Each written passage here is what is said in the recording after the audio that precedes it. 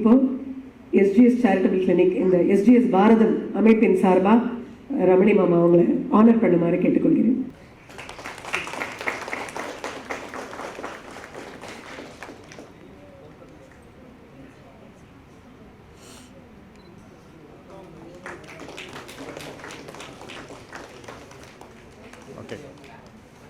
இன்று கொடியேற்று விழாவுக்கு முக்கிய விருந்தினராக வந்துள்ள நமது பிரிகேடியர் திரு என்ஜி வாசவன் அவர்களை பற்றி வாசவன் அவர்களை பற்றி சில வார்த்தைகள் உங்களுக்கு அறிமுகப்படுத்துகிறேன்.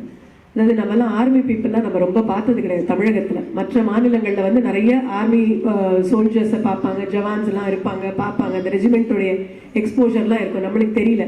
அதனால் இங்கே குழுமையுள்ள கொஞ்சம் பேருக்காவது அவங்கள பற்றி தெரிஞ்சுக்கலாம் அப்படிங்கிறதுக்காக ரமணி மாமா ஏற்கனவே சொன்னாங்க, நம்ம எல்லாரும் இன்னைக்கு பாதுகாப்பாக இருக்கோம், இன்னைக்கு ராத்திரி நம்ம படுத்து தூங்குறோம் நிம்மதி அப்படின்னா நம்ம தேசத்தை பாதுகாக்கிறதுக்கு எல்லை தாண்டி எல்லை கடந்து பாதுகாக்கிறதுக்கு பெரிய குழுவாக இருக்காங்க. அந்த இராணுவத்தில் கடந்த 35 வருடங்களா மிக சிறப்பாக பணியாற்றி பல போர் முனைகளில் சேவை புரிந்தவர் பிரிகேடியர் திரு வாசவன் அவர்கள். போர்க்காலத்தில் மட்டும் இல்லை, அமைதி காலங்களில் கூட இராணுவத்துக்கு மிக முக்கிய பங்கு இருக்குது. அது நம்மளுக்கு தெரியாது. எப்போ பாரு நம்ம அவங்க சண்டை போடுறதுக்கு ரெடியாக இருக்காங்க, நம்மளை டிஃபெண்ட் பண்ணுற ஒரு ரோல் மட்டும் தான் பண்ணுறாங்கன்னு நினைக்கிறோம். இல்லை பீஸ் ஆப்ரேஷன்ஸில் நிறைய வந்து ஆர்மி வந்து இன்வால்வ் ஆகிறாங்க. அவர் ஸ்பெசிஃபிக்காக வந்து கார்ப்ஸ் ஆஃப் சிக்னல்ஸ் அப்படின்ற தொடர்பு படை, அதாவது தொடர்புங்கிறதுக்கு கம்யூனிகேஷனுங்கிறது வந்து ரொம்ப முக்கியமான விஷயம் இராணுவத்தில். ஒரு சார் கிட்ட பேசும்போது ஆக்சுவலாக he was like an encyclopedia. உண்மையிலே சொல்கிறேன், எழுதி வச்சு அதை தாண்டி சொல்கிறேன்.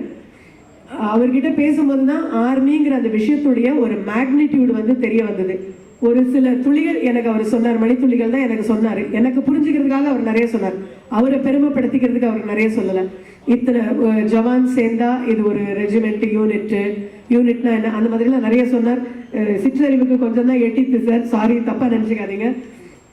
ஸோ அந்த மாதிரி தொடர்பு சிக்னல்ஸ் வந்து மெயின்டைன் பண்ணக்கூடிய சிக்னல் ஆஃப் கோர்ப்ஸ் அப்படிங்கிற வந்து யூனிட்ல வந்து சார் வந்து பிரிகேடியராக பணிபுரிந்திருக்காங்க.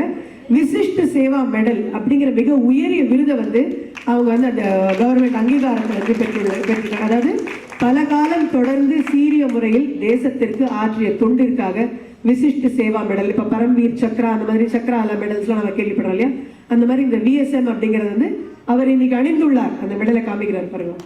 What a moment of pride sir எங்களுக்கு அதை பார்க்கறதுக்கு. 1971 பாகிஸ்தானுக்கு எதிராக நடந்த போரில், வடகிழக்கு மாகாணங்களில் நடந்த பல தீவிரவாத தாக்குதல்களில், ஸ்ரீலங்காவில் நடந்த இந்தியன் பீஸ் கீப்பிங் ஆப்ரேஷன், இதிலெல்லாம் மிக முக்கிய பங்கு வகித்துள்ள இந்திய மண்ணில் பல்வேறு மாநிலங்களில் பல்வேறு மக்கள், பல மொழிகள், செப்பு மொழி 18 எனில் சிந்தனை ஒன்றுடையாள் அப்படின்னு நம்ம கேட்டிருக்கோம் இல்லையா பாரதியோட எழுத்துல. அந்த மாதிரி அந்த செப்பு மொழி 18 அவர் அந்த பேசி அந்த மாநிலங்கள்லாம் அவர் பணிபுரிந்து இந்த இந்திய தேசம் வந்து ஒன்று தான் அப்படிங்கிறது வந்து அதனுடைய ஸ்பிரிட்டை வந்து ஃபுல்லாக வந்து உள்வாங்கின ஒரு பர்சன் அவர். இந்த பீஸ் ஆர்மி டிஃபென்ஸ் அப்படிங்கிறது இல்லாமல் அவருடைய வாழ்க்கையில் மிகப்பெரிய பேஷன் எதுன்னு பார்த்தீங்கன்னா பசுமை புரட்சி. அந்த மாதிரி அவருடைய சர்வீஸ் காலங்கள்லேருந்து அவர் எங்கே இருந்தாலும் மரம் நடுதல் வந்து அவருடைய வாழ்க்கையுடைய பேஷனாக இன்று வரைக்கும் அந்த பணி அவர் தொடர்ந்துகிட்டு இருக்காங்க. பஞ்சாப், ஹரியானா, சண்டிகர், ஹிமாச்சல் பிரதேஷ் மற்றும் ராஜஸ்தானில் 1 லட்சம் மரக்கன்றுகளை ஒரு வருட காலம் வளர்த்து அவங்களுக்கு தண்ணி வசதி, அந்த மரக்கன்றுகளுக்கு தண்ணி வசதி கொடுத்து அதுங்களெல்லாம் பாதுகாத்து பராமரித்து அதை வந்து அந்த சமுதாயத்துக்கு ஒப்படைச்சதுக்கு நேஷனல் என்வரான்மெண்டல் சொசைட்டி ஆஃப் இந்தியாவிலேருந்து அவங்களுக்கு கமெண்டேஷன் கார்டு அப்படிங்கிற ஒரு அவார்டு கொடுத்துருக்குறாங்க. இந்த மாதிரி army commanders commendation card, chief of army's commendation card அப்படின்ற பல உயரிய விருதுகளை வந்து அவர் பெற்றுள்ளார். இந்த நம்ம மாநிலத்தில் ரொம்ப விழிப்புணர்வு இல்லைன்னு சொன்னேன் இல்லையா, இந்த விழிப்புணர்வை உண்டாக்கணும் அப்படிங்கிறது கூட அவருடைய மிஷன். இப்போ கூட ஸ்கூல்ஸில் போயிட்டு பேசுறதுக்கு அவர் வில்லிங்காக இருக்காரு. ஸோ நம்மள யாராவது அவரை வந்து கூப்பிட்டுக்கிட்டு ஒரு ஸ்கூலில் போய் அட்ரஸ் பண்ணுறது அப்படின்னா he is happy to join us, he is willing to join us. Let us please make use of these soldiers and இந்த விழிப்புணர்வை நம்ம இனிமேலாவது நம்ம கொண்டு வரணும். அதாவது ஆர்மி பீப்புள் எப்படி ஃபங்க்ஷன் பண்ணுறாங்க, ஆர்மியில் என்னெல்லாம் நடக்குது, அந்த பயத்தை போக்கி ஒரு உத்வேகத்தை அளிக்கக்கூடியது அவருடைய பேச்சு. இந்த மாதிரி 66 பெண்களை வந்து வெள்ளாளர் காலேஜ், ஈரோடு வெள்ளாளர் காலேஜ்லேருந்து ஓடி ஆஃபீஸர்ஸ் ட்ரைனிங் அகாடமி இருக்கு இல்லையா, அங்கே கூட்டிகிட்டு வந்து அவங்கள டூர் சுற்றி காமிச்சு அந்த பசங்கள்லாம் அதனுடைய முடிவில் வந்து அந்த கேர்ள்ஸ் வந்து ரொம்ப ஒரு உற்சாகமாயிட்டாங்க, ஆர்மியில் எப்படியாவது ஜாயின் பண்ணணும் அப்படின்ற மாதிரி. அவ்வளோ தூரத்துக்கு அவங்கள மோட்டிவேட் பண்ணியிருக்கிறாரு. ஓகே, ஆர்மியில் ஜாயின் பண்ணலாம், இல்லை ஈவன் ஆர்மி பீப்புளை கல்யாணம் பண்ணி கூட நீங்கள் யூ கேன் செட்டில் அப்படிங்கிற மாதிரி இருந்திருக்கு. Sports person, he is a sports person also. Hockey, badminton, basketball, tennis and cricket, I mean எல்லா ஸ்போர்ட்ஸும் விளையாடுற போல. உட்காந்து விளையாடுறத தவிர்த்து ஓடி விளையாடுற எல்லா ஸ்போர்ட்ஸும் சார் வந்து விளையாடுற such an active and enthusiastic person. So நாங்கள் வந்து ஸ்போர்ட்ஸ் எல்லாம் உட்காந்து டிவியில் பார்க்குறதோட சரிங்கிறதுனால அதுவே ஒரு ஒரு அதிசயிக்கத்தக்க விஷயமா இருக்கு. ஏஜுங்கிறது is just a number. In fact நம்ம ஸ்டேஜில் பார்த்தாலே தெரியும், ஏஜுங்கிறது சும்மா ஒரு நம்பர் தான். அங்கே இத்தனை வயசில் இத்தனை சர்வீஸ் பண்ணுற ஒரு கேலக்ஸி ஆஃப் யங்ஸ்டர்ஸ் இருக்காங்க. ஸோ இது அத்தனையும் தாண்டி கரூர், இவர் எங்கே இருந்து வந்திருக்கிறார் அப்படின்னா, கரூரில் இருந்து அரசாங்க பள்ளியில் படித்து வந்தவர். விழுப்புரம் ஹைஸ்கூலில் படிச்சிருக்காரு, மதுரை அமெரிக்கன் காலேஜில் படிச்சிருக்காரு. எங்கேயோ பெரிய இடத்துல படித்து இப்படி வரல, ரொம்ப எளிமையான துவக்கத்திலிருந்து இப்படி ஒரு உயர்ந்த நிலைக்கு அவர் வந்திருக்கிறாரு. இன்னுமே பொதுநல தொண்டு ஆற்றுறதுல வந்து அவர் மட்டும் இல்லை, அவருடைய ஃபேமிலியில் வந்து எல்லாருமே வந்து ஒரு ஈடுபாடோடு இருக்கிறாங்க. அவங்க மனைவி வந்து சிபிஎஸ்சியில் ஒரு டீச்சராக இருந்தாங்க. மேடம் வந்து ஜெய்ப்பூரில் சொல்லிக் கொடுத்த அவங்க ஸ்டூடெண்ட்ஸ் வந்து இன்னைக்கு வரைக்கும் அந்த ஃபேமிலியோட டச்சில் இருக்காங்க.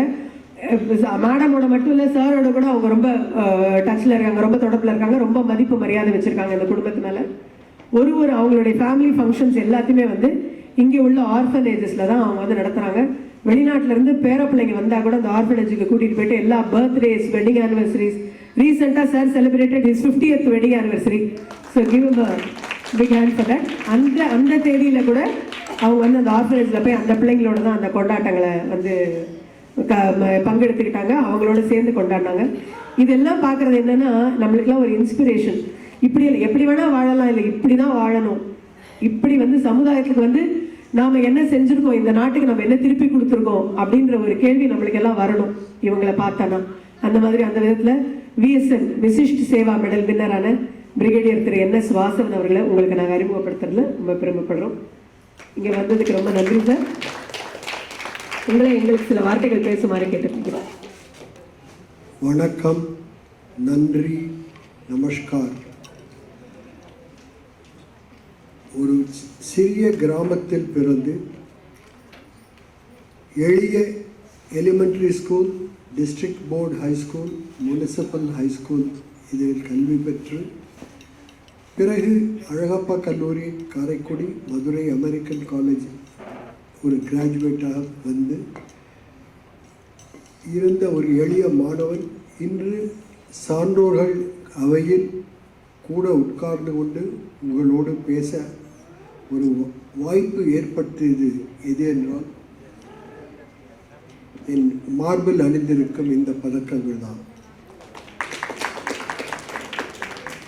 சபையில் அமர்ந்திருக்கும் SGS ஸ்ரீ குருவே அவர்கள் ட்ரஸ்டில் உள்ள அனைத்து மெம்பர்கள், கமிட்டி மெம்பர்களும், ஆன்மீக மக்களும், ladies, gentlemen, boys, girls and the unflinching serving volunteers, உங்கள் எல்லாருக்கும் எனது அன்பு கலந்த மனமார்ந்த வணக்கம், நன்றி. என்னை கூப்பிட்டு இங்கு கொடியேற்றி உட்கார வைத்ததுக்கு. நான் பிறந்தபோது என் அம்மா ஈன்ற பொழுது பெரிதுப்பால் தன் மகனை சான்றோன் என கேட்ட தாய் என்று நினைத்து கொண்டிருந்தாள். ஆனால் நான் சான்றோன் அல்ல. அப்படி படித்து படிப்பில் மிக உன்னத நிலையை அடையவில்லை. இருந்தாலும் படிப்படியாக வளர்ந்து மாதா, பிதா, குரு, தெய்வம் என்பதில் மாதாவுடைய போர்ஷன் முடிந்து என்னுடைய அப்பாவுடைய போர்ஷன் அவர் கற்றுக் கொடுக்க வேண்டியதெல்லாம் கற்று ஒரு கிராமத்தில் என்னெல்லாம் கற்றுக்கொள்ளலாமோ அதையெல்லாம் கற்றுக்கொண்டு பயம் என்பது இல்லாமல் வளர்ந்தவன் நான். அதற்கு பிறகு இந்த காலம் முதல் LKG, UKG அந்த மாதிரிலாம் படிப்பெல்லாம் கிடையாது. நேராக 1ஆம் கிளாஸ். ஆசிரியர் மிக கடுமையானவர் எப்பொழுதுமே. இது என்று நான் இராணுவத்தில் பெற்றது. ஆனால் அவர் கையில் இருப்பதோ வேற பிறந்து. அதற்கு பயந்து வாழ்ந்தவர்கள் நாங்கள் எல்லாரும். ஆனால் மாதா, பிதா, குரு, தெய்வம் என்று சொல்லுவது குருதான் எனக்கு. அன்று அவர் 1ஆம் கிளாஸில் எனக்கு சொல்லிக் கொடுத்தது என்ன சொல்லும் போதெல்லாம் அடிக்கடி சொல்வார், நான் ஒரு ஏணி, நான் ஒரு தோணி, நான் ஒரு நார்த்தங்காய் ஊறுகாய். என்னுடைய வேலை உங்கள் எல்லாரையும் கீழிருந்து மேலே ஏற்ற விட வேண்டியது, இக்கரையிலிருந்து அக்கறைக்கு கொண்டு போய் சேர்க்க வேண்டியது. உன் வயிற்றுக்குள் உட்கார்ந்து கொண்டு ஒன்று நீ சாப்பிடும் பொருளை உனக்கு ஏற்படுவது உனக்கு சக்தி கொடுக்குவதாக மாற்றுவது. இதுதான் எனது வேலை, எங்களது வேலை. இன்றிலிருந்து என்று எவ்வளவு படித்தாலும் எல்லா டீச்சருடைய வேலையும் இதுதான். இதையெல்லாம் செய்து முடிந்தது தெய்வம். அப்பிறகுதான் தமிழ்நாட்டிலே இந்திய பண்பாடு, கலாச்சாரம், ஆன்மீகம் எல்லாற்றும் தெய்வம் நான்காவதாக தான் சொல்லுகிறார்கள். ஆனால் அந்த அணுவன்றி அவரன்றி ஒரு அணுவும் நகராது. அப்படி வளர்ந்தவன் தான் நான். அன்றிலிருந்து இன்று வரை என்றும் தெய்வத்தை நம்பாமல் வாழ முடியாது. நான் என்னுடைய வாழ்க்கை சரிதத்தை எப்பொழுதுமே சொல்வது விரும்புவது என்றால் எனக்கு தெரிந்தது அதுதான். ஆனால் அந்த வாழ்க்கை சரிதத்திற்குள் இந்தியா, பாரத நாடு எப்படிப்பட்டது என்பதை வெளிக்கொண்டிருக்கும். படித்து ஏட்டுச் சுழக்காய் கறிக்கு உதவாது. ஆனால் நீங்கள் படித்தது எல்லாம் தேவை, அதை முயற்சியில் காட்ட வேண்டும்.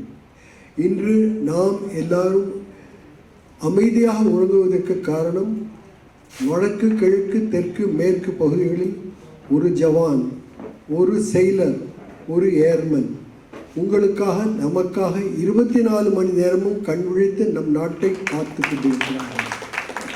அந்த நாடு எப்படிப்பட்ட நாடு?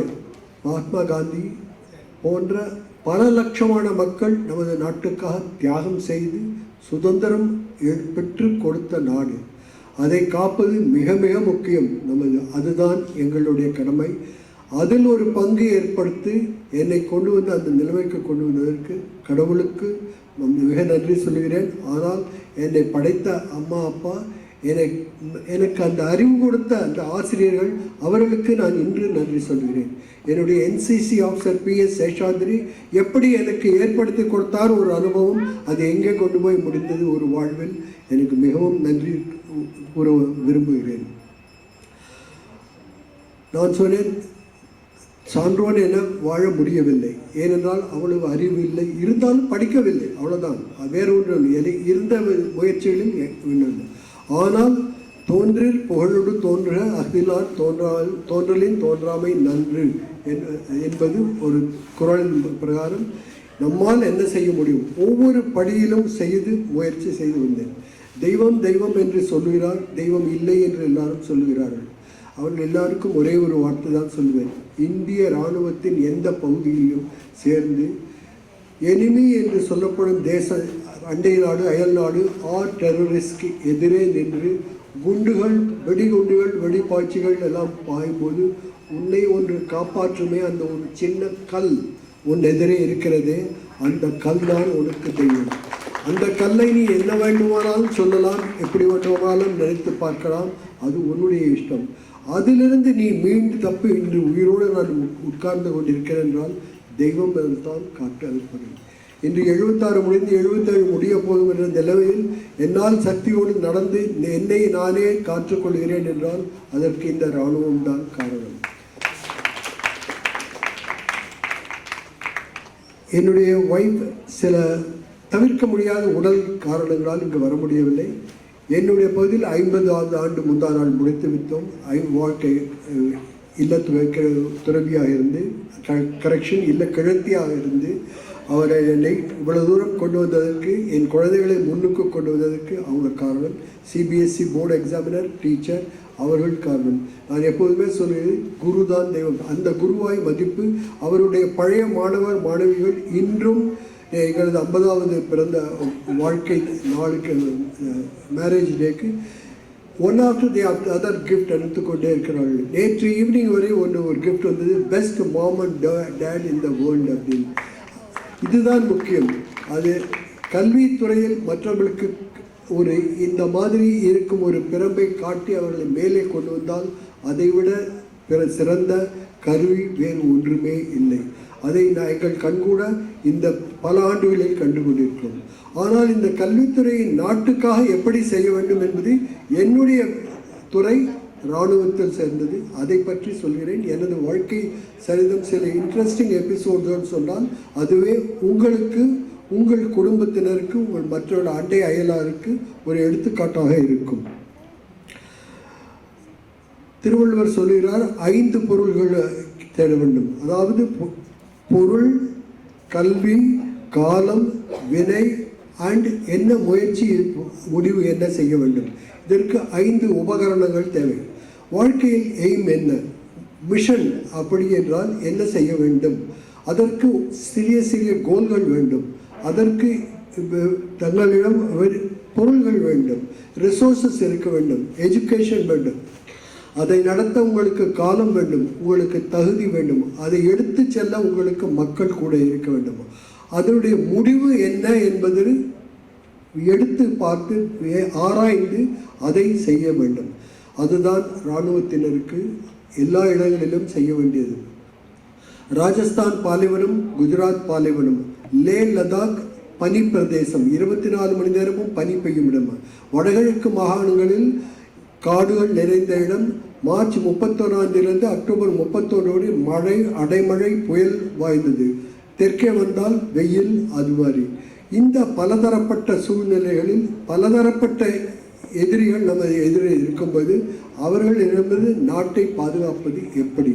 ஒவ்வொரு இடத்திலும் ஒரு புது விதமான ஒரு அப்டக்கிள் முளைக்கும். அதை எப்படி காட்ட வேண்டும்?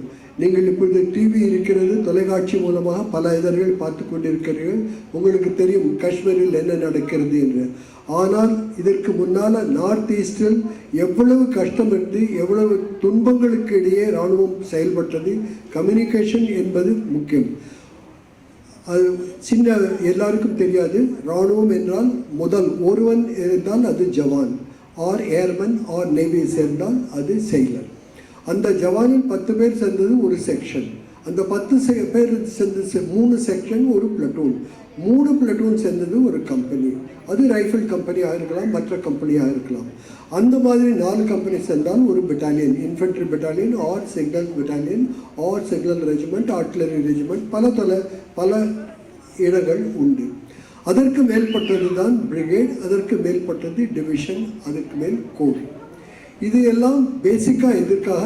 நாட்டை பாதுகாப்ப வடக்கு, கிழக்கு, தெற்கு, மேற்கு பல இடங்களில் 24 மணி நேரமும் செயல்பட்டு வருகின்றன.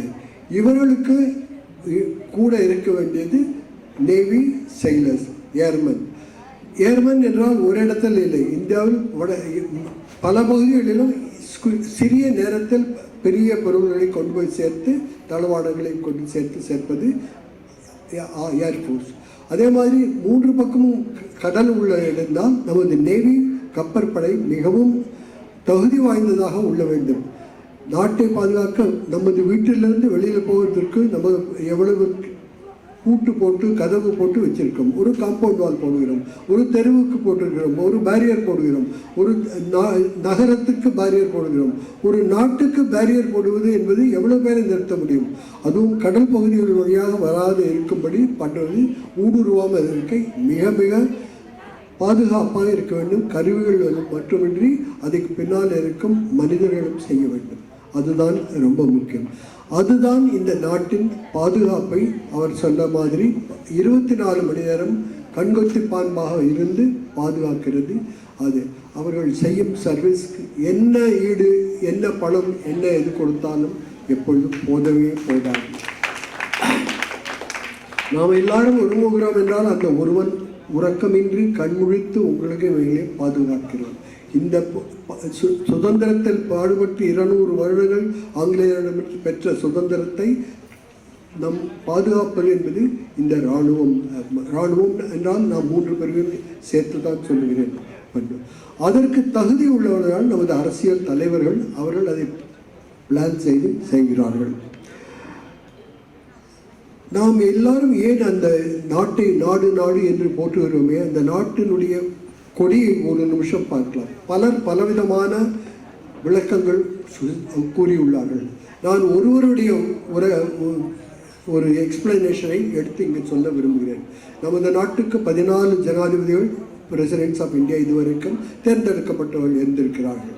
அதில் டாக்டர் சர்வப்பள்ளி ராதாகிருஷ்ணன் 2வது ஜனாதிபதி. அவர் ஒரு சிறந்த எஜுகேஷனிஸ்ட், ஃபிலாசபர். அவர் அரசியல்வாதி அல்ல, ஆனால் அவரைத்தான் 2வது பிரசிடென்ட் ஆஃப் இந்தியாவாக தேர்ந்தெடுத்தார்கள். அவர் கூறிய விளக்கம், saffron color, sheer selfless dedication and no materialistic interest in self-sacrifice for the country. White is truth, nothing but truth. Green is soil, plant. Our country is full of greenery. விவசாயம், மரம், காடுகள், இந்த greenery நமது வாழ்வில் அன்றாடம் செயல்படுகிறது. இதற்கு எல்லாம் நடுவே அசோக சக்கரா, அதில் 24 ஸ்போக்ஸ். அசோக சக்கரா என்பது ஏன்? எல்லாரும் எல்லா கொடியிலும் இருக்கலாம், ஆனால் நமது நாட்டு கொடியின் சிறப்பு அசோக சக்கரா. அன்று நாட்டு முதியோர்கள், சான்றோர்கள் அசோக சக்கராவை ஏன் சேர்த்தார்கள் என்றால், வீல் நகர்ந்து கொண்டே இருக்க வேண்டும். நமது பண்டைய கலாச்சாரம், பண்பாடு, பழசு எல்லாம் பழமையில் நாம் ஊறியவர்கள். ஆனால் சுதந்திரத்திற்கு பிறகு நாடு முன்னேற வேண்டும். Dynamic, everything should move. அன்று சயின்ஸ் ஜீரோ கண்டுபிடித்தது ஆரியபட்டாவாக இருக்கலாம், ஆனால் அது நம்ம வெளிநாட்டிலிருந்து தான் தெரிந்து கொண்டு இன்று வருகிறோம். அந்த ஆரியபட்டா கண்டுபிடித்த ஜீரோவை வைத்துக்கொண்டு இன்று சந்திராயன் என்றால் 3 போகிறோம், எல்லா இடத்துக்கும் போகிறோம். நாம் ஒரே இடத்தில் நிரந்தரமாக இருக்கக்கூடாது. அன்று தக்களின் எடுத்து சர்க்கா நூறு புடவை 100 வேஷ்டி கட்டிக்கொண்டிருந்தோம். ஆனால் இன்று மில் வேஷ்டி என்று முன்னுகிறோம். ஆலைகள் பல, சாலைகள் பல என்று முன்னேற வேண்டும். அந்த டைனமிசம் தான் அந்த வீல் நமக்கு கொடுக்கிறது. பல பேருக்கு இந்த கொடியினுடைய மகத்துவம் தெரியாது. ஏன் என்று அறிந்து கொள்ள ஒரு ஆர்வம் இல்லை, புரிந்து கொள்ளவில்லை. இது எல்லாற்றுக்கும் அடியிலிருந்து நீ வேலை செய்யும் பொழுது ட்ரூத்காக உழைத்து செல்ஃப்லெஸ்ஸாக இருந்து நாட்டுக்காக தேவைப்பட வேண்டும். நான் எதற்காக சொல்கிறேன் என்றால், 1965, 1971, அதுக்கு முன்னால் 62, பின்னால் தெரிந்தோ தெரியாமலோ சைனா பாகிஸ்தானோடு நிறைய யுத்தங்கள், சண்டைகள், லோக்கல் சண்டைகள் நடந்து கொண்டிருக்கின்றன, நடக்கும். இதில் எல்லாவற்றுக்கும் சாக்ரிஃபைஸ் பண்ணுவது முதல் ஆள் யார்? ஒரு ஏர்மன், ஒரு செயலர், ஒரு ஜவான். அவன் அங்கு நின்று கொண்டிருக்கும் போது ஐயோ என்னுடைய மக்கள், என்னுடைய மனைவி என்ன என்று யோசிப்பதே கிடையாது. என்னுடைய வேலை, பணி, இந்த கொடிக்கு அடியில் இந்த நாட்டை நாம் காக்க வேண்டும். அதற்காக நான் என்ன செய்ய வேண்டும் என்று முயற்சி செய்கிறான். வலது பக்கம் இருந்தோ இடது பக்கம் இருந்தோ குண்டு விழுந்தால் அதற்காக அஞ்சி ஓட மாட்டான், ஒளிந்து ஒழிய மாட்டான், முதுகுப்புறம் காட்டி ஓடவே மாட்டான். நின்று அதை சமாளிக்கிறான். அவன் இல்லை என்றால் அவனுக்கு அடுத்தவன், அவனுக்கு அடுத்தவன், அவனுக்கு அடுத்தவன், அதை நின்று சமாளித்து எனிமி என்பது இந்த நாட்டுக்குள் ஊடுருவ முடியாத அளவுக்கு செயல்படுகிறான். உங்களில் பலர் நாடு முழுவதும் சென்றிருக்கலாம். 2 இடங்கள் நான் சொல்லுவேன். லே லடாக் என்று கேள்விப்பட்டிருக்கள். லடாக்கில் கடைசி பகுதி சைனா பார்டருக்கு பக்கத்தில் போனால் பாரத நாட்டின் முதல் பிரதமர் பண்டித ஜவஹர்லால் நேருவினுடைய வாக்கியங்கள், சென்டென்சஸ் எழுதப்பட்டிருக்கின்றன. ஊர் பெயரற்ற, நீர்நிலையற்ற, இடையூறு நிறைந்த, பனி, மழை, வெயில் எல்லாம் இருந்த இந்த காட்டு மலை பகுதியில் நான் நின்று கொண்டு என்ன செய்கிறேன்? இதை நான் ஏன் பாதுகாக்க வேண்டும்? Why should I stand and defend this rotten place in this rotten area weather? No. For posterity's sake, for the future of India, you are standing here. You are protecting your motherland from here. சென்னையிலோ, டெல்லியிலோ, கல்கட்டாவிலோ, லக்னோவிலோ உன்னுடைய சேவை இப்பொழுது தேவையில்லை. இந்த இடத்தில் நீ வந்து நின்று கொண்டிருக்கிற காரணம் இந்தியாவின் எல்லையை காப்பதுதான். மறக்கவே மறக்காதே. அதை படிக்கும்போது அதை நாங்கள் இன்று உறுதிமொழி எடுத்தோம். நான் கமிஷன் ஆஃபீஸராக ஆகும்போது ஒரு உறுதிமொழி எடுத்தேன். இந்த நாட்டை நிலம், நீர், ஆகாயம் எந்த இடத்தில் இருந்தாலும் நான் காப்பேன். இந்த நாட்டுக்காக என் உயிரை முதலில் தியாகம் செய்வேன். இந்த நாட்டுக்காக தியாகம் செய்கிற எனக்கு கீழே உள்ள வேலை செய்வர்கள் அனைவருக்கும் அவர்களுக்காக நான் உயிரை விடுவேன். என்னுடைய உயிர் கடைசி, அதை பற்றி எனக்கு கவலை இல்லை. என்னுடைய மனைவி மக்கள் நாளைக்கு அவர்களுக்கு சாப்பிடுவாங்களா படிப்பாங்களா என்ற கவலை இல்லை. இதுக்கு இந்த உறுதிமொழி அன்று எடுத்துக்கொள்கிறேன். அந்த வாக்கியங்கள் தான் அவர் பண்டிட் ஜவஹர்லால் நேரு சொன்னது. லடாக்கை தாண்டி அந்த இடத்தில் செய்யப்பட்டிருக்கிறது. இரண்டாவது மகா யுத்தம் நடந்தது. இந்தியா மிகப்பெரிய பங்கேற்றது. கொஹிமா எல்லாரும் கேள்விப்பட்டிருப்பீர்கள். கொஹிமாவில் ஒரு கல் இருக்கிறது. அந்த கல்லில் எழுதியிருக்கிறார், என்னை போன்ற பல இராணுவத்தினர் அங்கு பணிபுரிந்தனர், உயிர் மாற்றியுள்ளனர். நீ உன் வீட்டுக்கு சென்றால், உயிரோடு இங்கு பணிபுரிந்து வீட்டுக்கு சென்றால், அங்கு இருக்கும் மக்களிடம் சொல், உன்னுடைய நாளைக்காக என்னுடைய இன்றைய பொழுதை நான் உயிர் நீக்கி காத்தேன். Go home and tell your people, if you go alive, or write it to your people, for your tomorrow I gave my today in this place which is far, far, far away from your homeland. இதை விட வேற என்ன வேண்டும் உங்களுக்கு? 2 இடங்களில் நாடு காக்கிறதாக soldier, ஜவான் R airman R செயலர் வேலை செய்வது. Communication is very important at all levels, as I have been saying that. அதே மாதிரி unfinished work, unfinished enemy will always be causing problem. நாம் ஒரு பணி எடுத்துக்கொண்டால், வேலை எடுத்துக்கொண்டால் அதை முடிக்க வேண்டும்.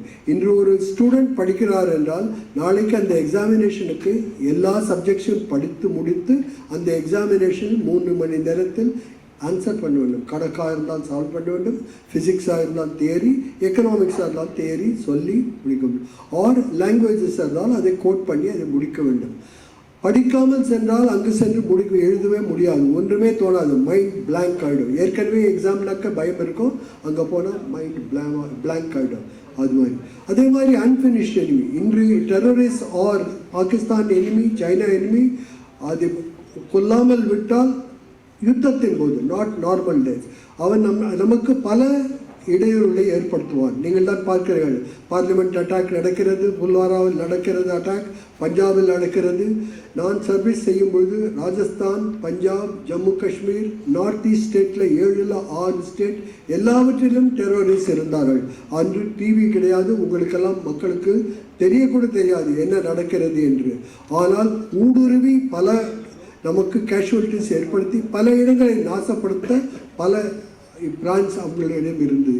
இன்றும் நமது காஷ்மீர் பகுதியை ஆக்கிரமித்து அது வழியாக மக்களை டெரரிஸ்டை உள்ளெடுத்து நமது முன்னேற்றத்துக்கு தடுக்க முயற்சி செய்கிறார்கள். அதையெல்லாம் நிறுத்துவது தான் இந்த இராணுவத்திற்கு உடன். அந்த இராணுவம் ஒரு உடை அணிந்து, ஹெல்மெட் அணிந்து, கையில் துப்பாக்கி ஏந்தால் உன்னுடைய ஆளே வேற மாட்டிடுவான். இதே நம்ம ஊர் குப்புசாமியா இப்படின்னு உங்களுக்கு தோணும். அவனா இன்று இப்படி மாறிவிட்டான். ஆமாம், அந்த குப்புசாமி, மாரிமுத்து, வாசவன் எல்லாரும் மாறிவிட்டார்கள். என்றால் தேசப்பற்று என்பது கற்றுக் கொடுக்கப்படக்கூடிய ஒன்று அல்ல. உனது உடம்பில், உனது இரத்தத்தில், உனது கிராமத்திலிருந்து, உனது நகரத்திலிருந்து, உனது உள்ளத்தில் ஏற வேண்டும். அது உன்னை அந்த இடத்தில் காக்கும்.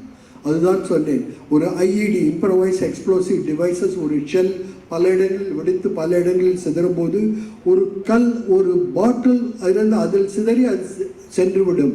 நீ காப்பப்படுவாய். அதே சமயத்தில் உன்னை பக்கத்தில் இருக்கிறவன் அவ்வளவு கொடுத்து வைத்தனல்ல, அவனுடைய தலையில் விழுந்து அங்கே போயிருப்பான். அதை பார்த்து அஞ்சக்கூடாது, அந்த பிளட்டை பார்த்து அஞ்சக்கூடாது. Doctor Siva or doctor Ponnammal இன்று பிளட் வந்ததே என்று பேஷண்ட்டை பார்த்து கவலைப்பட மாட்டார்கள். அவர்கள் உடனே அவருக்கு வேண்டிய அடுத்த ஏற்பாடு செய்வார்கள். அந்த இரத்தத்தை கண்டு பயப்படுபவர்கள் அவர்கள் அல்ல. அதற்காக அவர்கள் படித்திருக்கிறார்கள், எக்ஸ்பீரியன்ஸ் இருக்குது, செஞ்சு அதை அவங்கள உயிரை காப்பாற்றுறாங்க. ஒரு குருவுக்கு அடுத்தது நம்ம எல்லாரையும் காப்பாற்றுறது டாக்டர் தான். அந்த டாக்டர்கள் எங்களையும் காப்பாற்றிருக்கிறார்கள், எங்களுக்கு உள்ளவர்களையும் அவர்கள் காப்பாற்ற முடியவில்லை என்றால் அது ஆண்டவருடைய செயல். அதுதான் அந்த இடத்துல. I hope I am not boring you.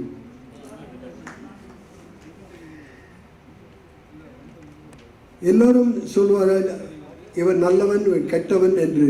இராணுவத்தில் இருந்தால் அவன் ஒரு குடிப்பான், அவன் இது செய்வான், அது செய்வான். அப்படி இல்லை. உங்கள் வீட்டிலேயே நீங்கள் ஒரு மூலையில், ஒரு ரூமில் உட்கார்ந்து கொண்டு 24 மணி நேரம் வேண்டாம், 6 மணி நேரம் உட்கார்ந்து உங்களுடைய இன்டெலிஜென்ஸ் கோஷன் தகுந்த ஏற்பட்ட ஒரு நபர் இல்லாமல், யாருடனும் பேசாமல், யாரையும் பற்றி நினைக்காமல், உன்னுடைய பணி என்பது என்ன என்பது யோசித்து இதை நான் செய்ய வேண்டும் என்று நின்று அதே இடத்தில் எவ்வளவு நேரம் நீங்கள் இருப்பீர்கள் யோசித்து பாருங்கள். நம் நாடு 3500 kilometre China border full of rocks and ice. நம்ம 3 பகுதியும் தண்ணீர், அதில் ஒரு கப்பலில் உள்ளே ஒரு உட்கார்ந்து மாலுமி சுற்றி சுற்றி சமுத்திரத்தை பார்த்து கொண்டிருக்கிறார். விமானத்தில் ஏறும்பொழுது விமானத்தில் ஏறி எந்த பக்கம் எந்த எனிமி வருவான் என்று அவர் யோசிக்கிறார். இது மாதிரி 24 மணி நேரம் ரேடார் மாதிரி கண்ணை எடுத்துக்கொண்டு எங்கே சத்தம் என்ன வருகிறது என்று யோசிக்கொண்டு, இப்படி செய்வதற்கு ஒரு ட்ரைனிங் மட்டும் போராது, மன உறுதி, நாட்டுப்பற்று, இது எல்லாம் தேவை. அப்பொழுதுதான் அது செய்ய முடியும். நான் என்ன சொல்கிறால், திருவள்ளுவர் சொல்கிறார், குணம் நாடி குற்றம் நாடி மிகை எது அவர் ராணுவனா. இன்றைக்கும் சொல்கிற தமிழ்நாட்டிலிருந்து ரெப்ரசன்டேஷன் மிகவும் புவர் இந்த ஆஃபீஸர்ஸ் கேடர். ஏன்னா ஐயோ அம்மா முதல் வருஷம் ஐயோ அங்கே போகாத நீ செத்து போயிடுவேன் முதல்ல தான் சொல்லுவாங்க. ரெண்டாவது, இராணுவத்தில் என் பொண்ணு கொடுக்க மாட்டேன், அவன் குடிகாரனாக இருப்பான். தமிழ்நாட்டில் இதுவே இல்லாத போதும் பக்கத்தில் யாரும் குடிக்காத மாதிரி, நாட்டில் யாருமே இல்லாத மாதிரி இராணுவத்தில் சேர்ந்தார். இந்த நாட்டில் மக்களுடைய தொகை 150 கோடி ஆக போகிறது. இராணுவத்தில் எவ்வளோ பேர் இருக்கிறார்கள்? ஆஃபீஸர்ஸ் என்றால் ஆர்மியில் 30,000 பேர், ஏர்ஃபோர்ஸில் 10,000, நேவியில் 12,000. இந்த 30, 12, 10,000 தமிழ்நாட்டிலிருந்து ரெப்ரசன்டேஷன் மிகவும் குறைவு. ஏன்? பயம். நம்ம தமிழ்நாடுன்னு எடுத்துக்கொண்டால் சில ஜில்லாக்கள், ஆற்காடு ஜில்லா, ராமநாதபுரம் ஜில்லா, இது மாதிரி இடத்தில் திருவண்ணாமலை சுற்றி இருக்கிறது, இவங்க தான் ஜாஸ்தி ரெப்ரசன்டேஷன் இந்த ஆர்மி. திருச்சி, தஞ்சாவூரில் ஒரு பகுதி, மற்ற பகுதிகளில் இருக்கிறவெல்லாம் வரவே மாட்டாங்க ஆர்மிக்கு. நாட்டில் போனால் பஞ்சாபில் அலெக்சாண்டர்லேருந்து யார் வந்தாலும் முதல்ல பஞ்சாப் வழியாக தான் உள்ளே வரணும். அதனால் என்ன, ஒவ்வொரு வீட்டிலையும் பஞ்சாபில் இராணுவத்தில் சேர்ந்திருக்கிறார்கள். உடை உடுக்காத வீடே கிடையாது. அவர்களுக்கு இராணுவம் என்றால் பயமே கிடையாது. அந்த உணர்ச்சி, 4 பிள்ளைகள் இருந்தால் ஒருவன் இராணுவத்தில் கண்டிப்பாக இருப்பான், ஒருவன் விவசாயியாக இருப்பான், மீதி 2 பேரும் ஒன்று போலீஸ் ஆர் மற்றபடி செய்து மற்ற உடுப்பு போட்ட தொழில் செய்வான். அவங்களுக்கு பயமே கிடையாது. அதனால் அவங்க யாரும் சாகலைன்னு அர்த்தம் இல்லை. எல்லா வாரிலையும் பஞ்சாபுடைய கான்ட்ரிபியூஷன், ராஜஸ்தானுடைய கான்ட்ரிபியூஷன் நம்பர் 1 இந்த கண்ட்ரி. இவர் சொன்னாரே, சிங்கப்பூரில் சென்றால் நீங்கள் இரவு எங்கு வேண்டுமானாலும் செல்லலாம் என்று.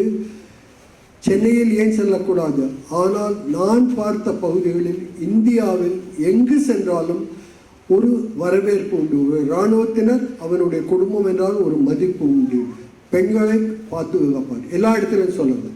ராஜஸ்தானில் நீங்கள் எந்த பகுதியில் எந்த நேரத்தில் யார் தனியாக பெண் சென்றாலும் அவர்கள் அஞ்சவே நேரமில்லை, அஞ்சவே தேவையில்லை, பயப்பட வேண்டியதில்லை. ஏனென்றால் எல்லா சமயத்திலும் ஒரு பெண்ணுக்கு மதிப்பு ராஜஸ்தானில் மிக மிக மிக மிக. நான் என் கண்கூடா சொல்கிறேன், என் ஒய்ஃப் ராஜஸ்தானில் ஜெய்ப்பூருக்கு அடுத்த வில்லேஜஸில் டீச்சராக சர்வ் பண்ணுறாங்க. நைட் 10 மணிக்கு மேலே சைக்கிள் ரிக்ஷாவில் வந்து இறங்குவாங்க.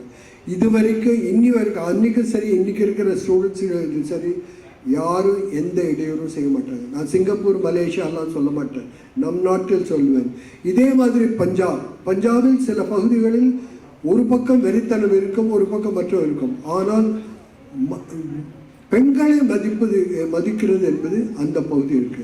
நான் ஏன் தமிழ்நாட்டை சொல்லவில்லை என்றால், தமிழ்நாட்டில் பல குடும்பங்கள் நம்ம எல்லாம் ஒன்றாக இருக்கோம். உங்களுக்கு கண்கூடாக நிறையா தெரியும், நீங்கள் பார்க்காத இடங்கள் இது. அதே மாதிரி தான் வடகிழக்கு பகுதிகளில் ஆல்சோ. ஆனால் அங்கு சில qualities R so different from other qualities.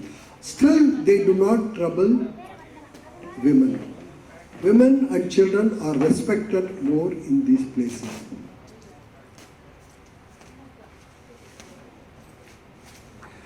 நான் எங்கு சென்றாலும் ஒரு இராணுவ தளபதியை பற்றி சொல்லவில்லை என்றால் எனது மதிப்பு குறைவு. அவர்தான் ஃபீல்ட் மார்ஷல் சாம் மானெக்ஷா. நமது நாட்டுக்கு நேற்று முந்தா நாள் பிறந்த நாள் கொண்டாடிய ஜெனரல் KS திம்மையா. இவர்களெல்லாம் நாட்டுக்காக நாட்டை பற்றி நினைத்து மிக மிக உயர்ந்த நிலையை எங்களை எல்லாம் மேலுக்கு கொண்டு வர நினைத்தவர். நாட்டை காப்பாற்ற என்னெல்லாம் செய்யணும் என்று சொன்னார். உங்களுக்கு நேரத்தை வீணாக்கவில்லை என்றால் 2-3 உதாரணங்கள் அவர்கள் வாழ்க்கையிலிருந்து சொன்னேன். எனக்கு இராணுவத்தில் நான் ஆஃபீஸராக இருக்கும் பொழுது பல இடங்களில் பல வேலைகள் செய்து கொண்டே இருக்க வேண்டும். வீட்டில் ஃபோன் இருக்கும், ஃபோனில் நிறைய இன்ஃபர்மேஷன் வரும், ஆக்ஷன் எடுத்துக்கொண்டே இருக்க வேண்டும். அதுவும் எல்லை பகுதிகளில் இருக்க வேண்டும். அதற்காக ஆர்டர்லி என்பது ஒருவர் உண்டார். ஆர்டர்லி என்றால் நான் ஒவ்வொரு சமயத்திலும் ஒரு விதமான உடுப்பில் இருக்க வேண்டும். இப்பொழுது எல்லையில் நேராக பாகிஸ்தான் சைனாவுக்கு எதிராக இருக்கணும்னா அதுக்கு ஒரு தரப்பட்ட உடுப்பு, ஹெல்மெட், ஷூஸ் பதில் பூட்ஸ் அண்ட் உண்டு. எல்லாருக்கும் எங்களுக்கெல்லாம் இந்த ஜாக்கெட் கிடையாது, ப்ரொடெக்ஷன் ஜாக்கெட் கிடையவே கிடையாது. எங்களுக்கு ப்ரொடெக்ஷன் ஜாக்கெட் என்றால் ஆண்டவனுடைய இது மனத்துணிவு, இதுதான் எங்களுடைய ப்ரொடெக்ஷன். எங்களுக்கு கவசமே இதுதான். ஆனால் தமிழ் மரபுப்படி பின்காட்டி செல்ல முடியாது. அந்த மாதிரி இருக்கும் நிலையில் ஆர்டர்லி என்பது மிக முக்கியம். அந்த ஆர்டர்லியுடைய வேலை நான் எனக்கு வேணுங்கிற சாமான், சாப்பாடு, கருவி. சில சமயம் என் கையில் ஸ்டென் மிஷின் கன் இருக்கும், சில சமயம் துப்பாக்கி வேறு விதமான இருக்கும். அதுக்கு வேணுங்கிற சாமான்கள் இருக்கும், அதுக்கு வேணுங்கிற ரவை, அதை க்ளீன் பண்ண வேண்டிய புல் துரு, அதை க்ளீன் பண்ணால் அந்த சமயத்தில் அடித்தால் வேறு ஒரு கருவி என் கையில் இருக்க வேண்டும். இதையெல்லாம் செய்து எனக்கு ஹெல்ப் பண்ணுகிறவன் தான் ஆர்டர்லி. இன்று அவனை சகாயக் என்று சொல்ல அவனை பலவிதமாக கீழ்த்தரமாக வேலை செய்கிறான் என்று மாற்ற முயற்சி செய்து வேறு மாதிரி நடக்கிறது. எனக்கு இருந்த ஆர்டர்லி மிஸ்ரா, JK மிஸ்ரா, சிவான் பீகாரிலிருந்து வந்தான். அவன் என்னை பாதுகாத்து என்னை தந்தான். எல்லாரும் 6 மாதம் கழித்து அவர்கள் நார்மலாக டிரைவராக இருப்பாங்க, டிரைவர் வேலைக்கு போயிடுவான். இவன் அவ்வளவு படிக்கவில்லை, ஆர்மியில் சேர்ந்தான். எங்கள் வீட்டில் நான் அமர்ச்சல் இருக்கும்போது வீட்டுக்கு வருவான். அவன் சொன்ன, உனக்கு பிடிக்காத வேலையெல்லாம் நீ செய்ய வேண்டாம், எனக்கு வேணுங்கிறது தோவி வாஷர்கிட்ட போய் என்னுடைய துணியை ப்ரெஸ் செய்து அந்தந்த நேரத்துக்கு கொண்டு வர வேண்டும். என்னால் என் குழந்தைகளை ஸ்கூலுக்கு கொண்டு போய் விட முடியாது, உனக்கு சைக்கிள் தருகிறேன். ஸ்கூல் 3 கிலோமீட்டர் எங்கள் வீட்டில் இருந்து. இராணுவத்தில் எப்போ இருந்தால் நாங்கள் கண்ட்ரோன்மெண்ட்டில் எங்கேயோ ஒதுக்குப்புறத்தில் இருக்கோம், அங்கே காடு மேடு பழத்தில் வீடு இருக்கும். ஆனால் ஸ்கூல் என்பது பல கிலோமீட்டர் தள்ளி இருக்கும். குழந்தை 1ஆம் கிளாஸ் 4ஆம் கிளாஸ் படிக்கும் பையனும் பொண்ணும் அது இருக்கும். அவங்கள ஸ்கூலுக்கு கொண்டு போய் விட்டு அவங்க முடிஞ்ச உடனே கூட்டிகிட்டு வரணும், சைக்கிளில் போகணும். இதுதான் உன்னுடைய வேலை. இதில் உனக்கு கஷ்டம் இருந்தால் சொல்லு. கஷ்டமே பட மாட்டான், ஏனென்றால் அவனுக்கு தெரியும் அவனுடைய ஆப்ஷன் நான், அவனுக்காக நான் உயிர் போய் தியாகம் செய்ய தயாராக இருக்கின்றேன். அந்த குழந்தைகளை எடுத்து வளர்த்தான். 6 மாதம் கழித்து மாற்றி அவனுடைய தொழில் டிரைவருக்கு போய்விடுவான். இவன் வீட்டுக்கு போனான். வந்தவுடன் என்னுடைய ஒய்ஃப் அவனை கேட்டான் அடுத்த நாள், நீ என்ன படிச்சிருக்காய்? 10வது ஃபெயில். 10வது ஃபெயிலா? பாஸ் பண்ணியிருந்தா உங்ககிட்ட இன்றைக்கி ஆர்டர்லியாக வேலை பண்ணுவோன்னா? ஓஹோ, ஐசி. ஒன்று பண்ணு, நான் ஒரு டீச்சர், நீ புக் எடுத்துகிட்டு வா, வீட்டில் ஒரு 2-3 மணி நேரம் வேலை இருக்குது, ஃப்ரிட்ஜில் என்ன இருந்தாலும் சாப்பிடு, குழந்தைகள் வர வரைக்கும் உனக்கு டைம் இருக்குது, நீ அந்த வேலை செய்கிற மீதி நேரத்தை இதை உனக்கு நான் கற்றுக் கொடுக்குறேன், லீவில் போகும்போது அந்த 10வது பாஸ் பண்ணிட்டு வாங்க. சரி, நான் எங்கே பாஸ் பண்ண போகிறேன்? படித்தான். 6 மாதம் கழித்து வீட்டுக்கு போனான். பீகாரில் எக்ஸாம் எழுதினான். அவள் அப்பா கேட்டார், நீ தான் படிக்க மாட்டேன்னு சொன்னியே, எதுக்கு எக்ஸாம் எழுதுன? ஒரு சவுத் இந்தியன் ஒரு கப்பல் இருக்காங்க, எப்போ பாரு என்னை படின்னு சொல்லிட்டு இருக்காங்க, இப்படி செய்ய சொல்கிறாங்க, அங்கே என்னவா இருக்க? நீ ஆர்டர்லியாக இருக்க. ஓஹோ, எழுதுனா பாஸ் பண்ணிட்டான். அவங்க அப்பா அவனுக்கு சொன்னார், அந்த ஆஃபீஸர் இராணுவத்தில் இருக்கிற வரைக்கும் நீ ஆர்டர்லியாக அவர்கிட்ட. யாராவது ஒத்துப்பாங்களா? நான் ஒரு சுதந்திரமாக இருக்கிற ஒரு போர் வீரன், நான் என்னுடைய வேலை டிரைவிங் ஆர் ஆப்ரேட்டர் ஆர் வேறு ஏதாவது இருக்கும், அது செய்யணும்னா ஒரு ஆர்டர்லி ஆஃபீஸர் இருக்க சொல்லி நான் மாட்டேன்னா எங்கள் அப்பா சொல்கிறாருன்னு. அவன் அப்பா சொன்ன கோட்டை அவன் கிழிச்சதே கிடையாது. அவன் அப்பா செத்து போயிட்டார். இன்றைக்கி அவங்க உயிரோடு இருக்கான். அவன் சொன்னான், இங்கே சொன்னான், அழுதான், நான் உங்களுக்கு பர்மனெண்ட் ஆர்டர்லி, எனக்கு வேண்டாம்ப்பா, நீ 6 மாதம் ஆச்சு, நீ போனால். அவன் எழுதி கொடுத்தான் என்னுடைய கமாண்டிங் ஆஃபீஸர்கிட்ட சொல்லி. அவர் சொன்னார், நீ லக்கி, உனக்கு கொடுத்தா இந்த மாதிரி கிடைச்சா அந்த வாழ்க்கை இல்லைன்னு. அந்த மிஸ்ரா என்னுடைய விவேக் ஆர்த்தி குழந்தைகளுக்கு கூடவே மகாபாரதம் ராமாயணம் எல்லாம் சொல்லி கொடுத்து அவர்கள் பெரியதாக வளர வளர இவனும் வளர்ந்து அவன் ஒரு ஜூனியர் கமிஷன் ஆஃபீஸர் அளவுக்கு ஆகும்படி என்னுடைய வீட்டில் அவனுக்கு எல்லா ட்ரைனிங் கொடுத்தேன். அவன் பாஸ் பண்ணி ஒரு கிராஜுவேட் ஆனான். அதே சமயத்தில் கல்யாணம் செய்து அவன் குழந்தைகளுக்கு விவேக் ஆர்த்தி என்று என் குழந்தைகள் பெயரை வைத்தான். அவர்களை படிக்க வைத்தான். என்னுடைய மகனுக்கு கல்யாணம் வந்து மாட்டு பொண்ணும் பள்ளியும் சொன்னார்கள், மிஸ்ரா உன்னுடைய பொண்ணுக்கு 9 வயசு ஆச்சு, பீகாரில் 9 வயசில் கல்யாணம் பண்ணுவேன், நீ கல்யாணம் பண்ணால் உன்னை கொலை பண்ணிடுவேன், அந்த பொண்ணு ஒரு கிராஜுவேட் ஆகிற வரைக்கும் என்னுடைய பொறுப்பு. அவன் என்னுடைய சன் அண்ட் டாக்டர்லாம் படிக்க வச்சு அந்த குடும்பத்தில் 3 பேர் இன்று போஸ்ட் கிராஜுவேட். நான் இன்றைக்கி போஸ்ட் கிராஜுவேட் இல்லை, அவங்க ஒரு போஸ்ட் கிராஜுவேட். இன்றைக்கும் எனக்கு உடம்பு சரியில்லை, என்னை வீட்டில் கல்யாண நாள், திருமண நாள், பிறந்த நாள்லாம் அவனுடைய ஃபோன் தான் முதல்ல வரும்.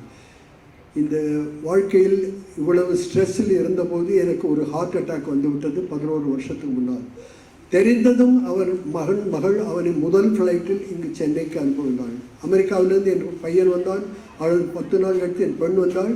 அவர்கள் போன அவர் 2 பேரும் அவங்ககிட்ட பேசி, மிஸ்ரா நாங்கள் 2 பேரும் 20 நாளில் போடுவோம், நீ தயவு செய்து அப்புறமா வந்து அம்மா அப்பாவோட 1 மாதம் இருந்து 1 மாதம் இருந்தான். பின்னால் நான் ஹாஸ்பிட்டல் சென்று பேஸ் மேக்கர் வைத்து கொண்டு இருக்கிறேன். அந்த பேஸ் மேக்கருக்கு 1 மாத கால ஓய்வு தேவை. அவன் என் கூடவே இருந்தான். இந்த வெள்ளத்தில் இந்த கூடம் வெள்ளக்காடாக இருந்தது. விஜயநகர் வெள்ளாச்சேரியில் என் வீட்டில் மாடியில் 4வது படிக்கட்டு வரைக்கும் விழுந்து 14 நாட்கள் வெளியில் நாங்கள் வனவாசம் இருந்தோம். அந்த சமயத்தில் அவன் வந்து வீட்டை பாதுகாத்து இடித்து பெயிண்ட் எடுத்து சென்றான். இன்று வரை அவனை உள்ளம் மனமாற வாழ்த்துகிறேன். என்னுடைய இந்த எண்ணம் இராணுவத்தில் உள்ளவர்களுக்கு மிக அதிகம். நன்றி கொள்ளாமல் அவனை மேலே கொண்டு வந்தது என்னுடைய குடும்பத்தினர், என்னுடைய குழந்தை. எங்களுக்கு ரொம்ப சந்தோஷம். அவன் வந்தது எங்களுக்கு நான் ஃபீல்ட் மார்ஷல் மேனக்ஷாவை பற்றி சொல்ல ஆரம்பித்தேன்.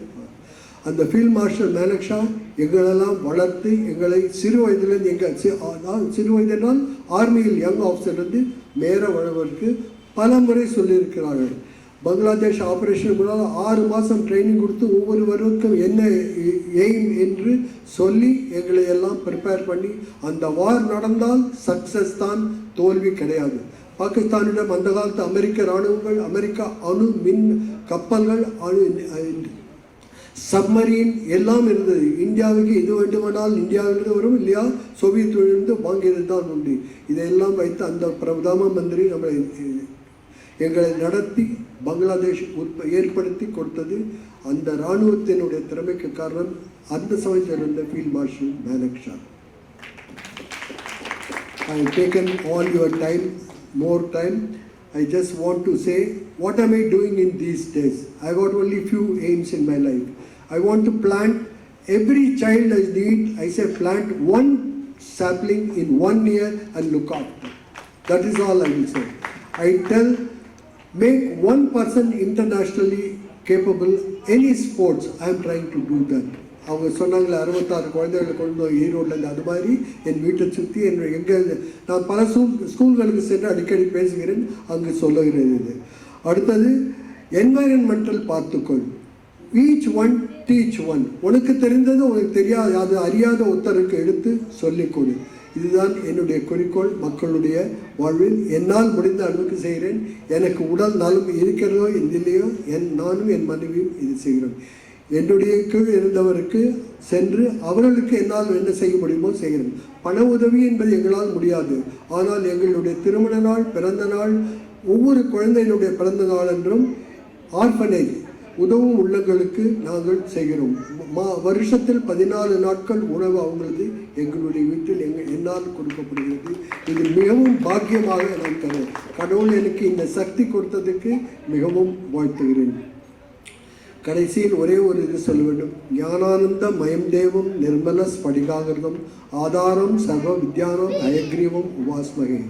ஒரு டீச்சரும் என்ன செய்ய வேண்டாம், ஒரு மக்களும் என்ன வேண்டால், attain true knowledge, fluency, make yourself able to understand, communicate better, improve your vocabulary and keep your memory intact and spread what this country gave to you. Do not ask what this country has given to you. Ask what you have done to this Bharat Mata. இந்த நமது SGS பாரத்தில் நாம் பாரத் மாதாவிற்கு என்ன செய்வோம்? ஒரு குழந்தைக்கு ஏதாவது செய்தால், ஒரு நாட்டிற்கு, ஒரு வீட்டிற்கு, ஒரு தெருவிற்கு நாம் ஒரு உதவி அணுவும் செய்தாலும் அது மிகப்பெரிய அளவாகும். இது இவ்வளவு தூரம் பொறுமையாக இருந்து என்னை கேட்டதுக்கு மிகவும் நன்றி. கடவுள் உங்களை எல்லாரும் வாழ்த்த வருகிறேன். எனக்கு வயது இருக்கிறது. வாழ்க. ஜெய் ஹிந்த். ஹமாரா தேஷ் மகாபாரத். நமது நாடு பாரத நாடு, பாரிலே மிக திருநாடு. பாரதி சொன்னால், ஓடி விளையாடு பாப்பா, நீ ஓய்ந்திருக்கிறது ஆகாது பாப்பா, ஒளிபடைத்த கண்ணினாய் வா வா வா, நீ ஓய்ந்திருக்கலாம் ஆகாது பாப்பா. இந்த நாடு வாழ என்னால் முடிந்தது, இன்றும் வாழ எல்லாம் வல்ல ஈசனை கேட்டுக்கொண்டு எனக்கு ஒரு சான்ஸ் கொடுத்ததற்கு SGS சபைக்கு நன்றி கூறி உங்களை வாழ்த்துகிறேன். வணக்கம். ஜெய் ஹிந்த்.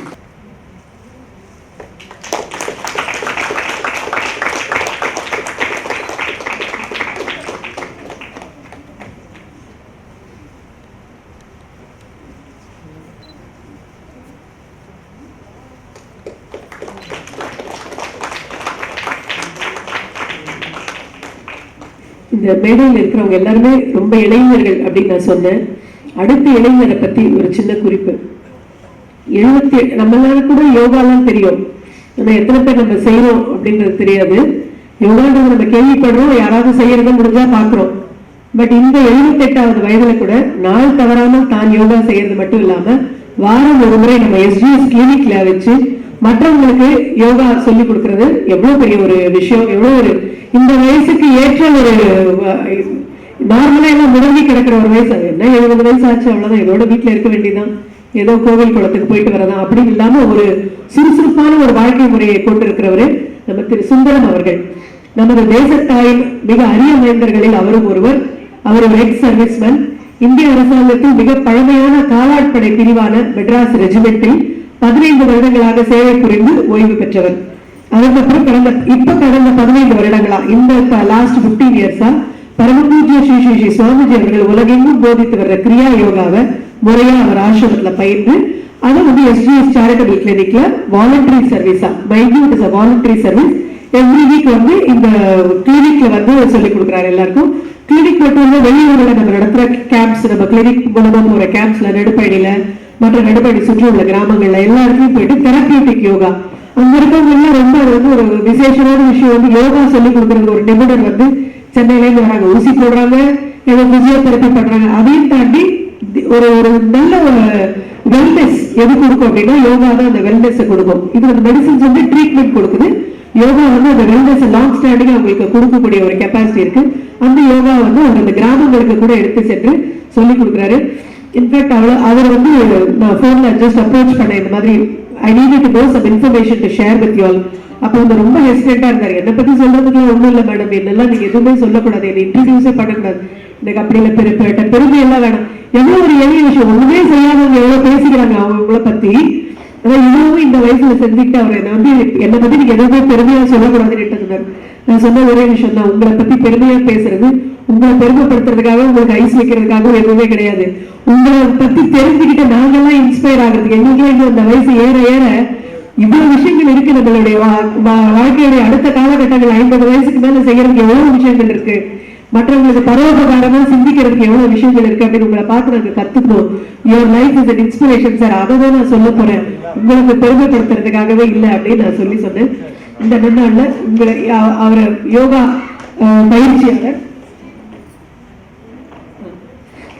பயிற்சியாளர் எக்ஸ் சர்வீஸ்மேன் திரு சுந்தரம் சார் அவர்களை உங்களுக்கு அறிமுகப்படுத்துறதுல ரொம்ப பெருமை அடைகிறேன்.